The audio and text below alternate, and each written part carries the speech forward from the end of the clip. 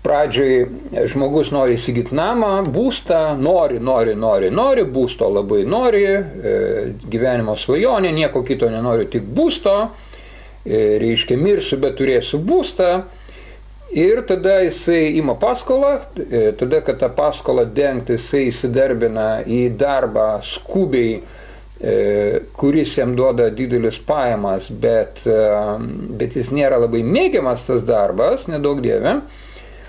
Ir kai jis įsivelia į tą darbą, jis pradeda matyti, kad jisai savo sielą, savo dušę, savo psichę, savo, reiškia, vidų, spaudžia kaip citriną, kaip sako, reiškia, pardavė dušą velniui. Jis pamato, kad jis tapo vergu to namo. Kitaip sakant, žmogus bando įsigyti namą tiesiogiai savo sveikatos kainą, gyvybės kainą.